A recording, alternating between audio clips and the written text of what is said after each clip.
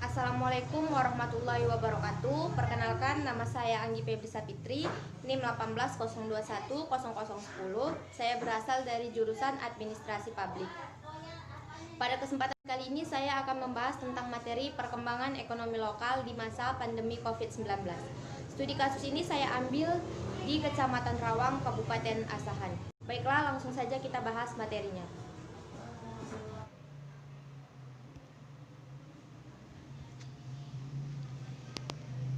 Perkembangan ekonomi lokal merupakan proses di mana pemerintah lokal dan organisasi masyarakat terlibat untuk mendorong, merangsang, memelihara aktivitas usaha untuk menciptakan lapangan pekerjaan. Selain itu, menurut Munir, pengembangan ekonomi lokal adalah suatu proses yang mencoba merumuskan kelembagaan-kelembagaan pembangunan di daerah, peningkatan kemampuan SDM untuk menciptakan produk-produk yang lebih baik, serta membina industri dan kegiatan usaha pada skala lokal. Jadi, pengembangan wilayah dilihat sebagai upaya pemerintah daerah bersama masyarakat dalam membangun kesempatan-kesempatan ekonomi yang cocok dengan SDM dan mengoptimalkan pemanfaatan sumber daya alam dan kelembagaan secara lokal. Menurut Blakely, dalam keberhasilan pembangunan ekonomi lokal dapat dilihat dari beberapa indikator. Indikator yang pertama yaitu tentang perluasan kesempatan bagi masyarakat kecil dalam pengembangan kesempatan kerja. Yang kedua yaitu perluasan bagi masyarakat untuk meningkatkan pendapatan. Yang ketiga yaitu keberdayaan lembaga usaha mikro dalam proses produksi dan pemasaran. Yang keempat yaitu tentang keberdayaan kelembagaan jaringan kerja kemitraan antara pemerintah, swasta, dan masyarakat lokal. Perkembangan ekonomi lokal di Kecamatan Rawang pada masa COVID-19. Rawang adalah suatu kecamatan yang terletak di Kabupaten Asahan, Sumatera Utara. Masyarakatnya bermata pencarian sebagai petani, PNS, buruh, nelayan, dan lain-lain. Perkembangan ekonomi di Rawang pada masa pandemi dapat kita lihat pada data berikut.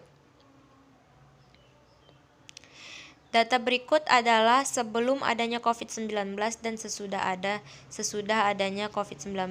Sebelumnya perekonomian di Desa Rawang terlihat baik. Ini dapat dilihat dari jumlah pengangguran yang ada di Kecamatan Rawang sebelum adanya pandemi. Namun setelah pandemi berlangsung, perekonomian di Kecamatan Rawang sangat anjlok. Dapat dilihat dari banyaknya tingkat pengangguran setelah pandemi. Dapat kita lihat di sini jumlah pengangguran sebelum COVID-19 hanya 730 jiwa. Setelah adanya COVID-19, jumlah pengangguran di Kecamatan Rawang naik drastis menjadi 1.980 jiwa. Dan begitu juga dari hasil pertaniannya, yang sebelumnya 8 juta per bulan menjadi 3 juta per bulan. Begitu juga dengan hasil nelayan, industri rumah tangga, dan penghasilan pekerjaan jasa.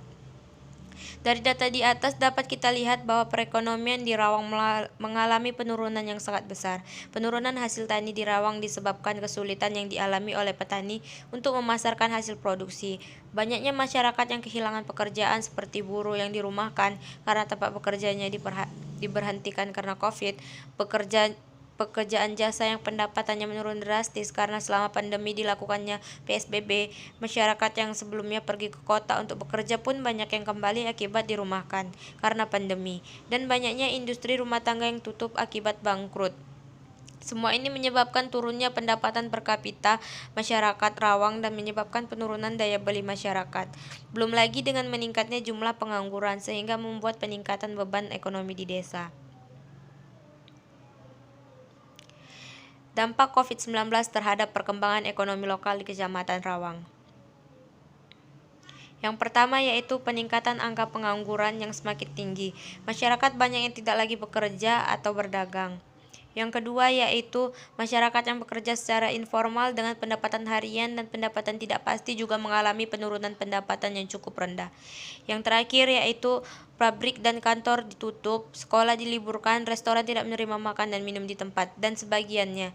Akibatnya banyak karyawan yang di-PHK. Upaya pemerintah dalam mengembangkan ekonomi lokal di Kecamatan Rawang pada masa pandemi COVID-19. Yang pertama, pemerintah mengeluarkan program Keluarga Harapan atau PKH.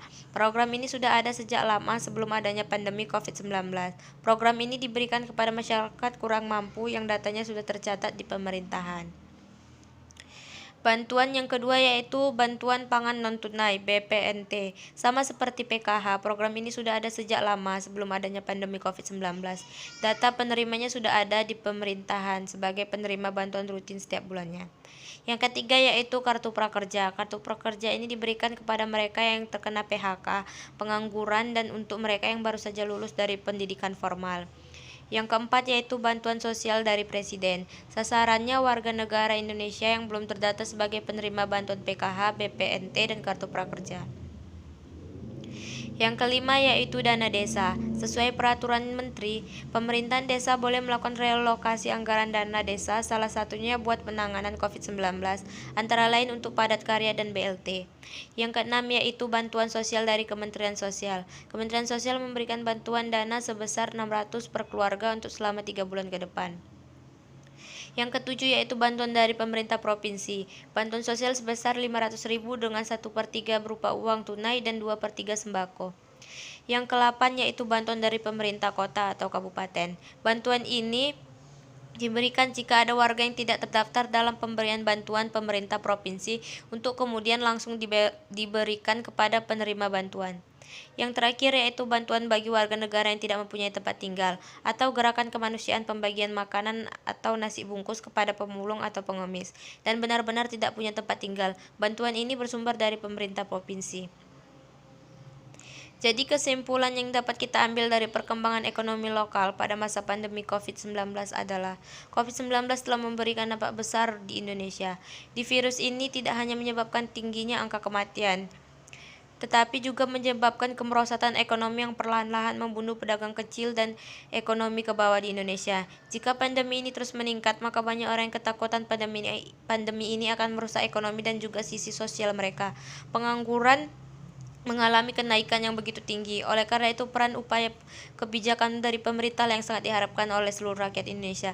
Salah satu upaya pemerintah yang telah dilakukan saat ini adalah dengan memberikan berbagai macam bantuan sosial dengan harapan kebutuhan masyarakat tetap terpenuhi meskipun ada pembatasan-pembatasan yang membuat masyarakat tidak bisa melakukan kegiatan sehari-hari seperti biasanya. Masyarakat Indonesia diminta untuk mengikuti segala arahan pemerintah dengan harapan memulihkan kembali keadaan seperti sedia kala.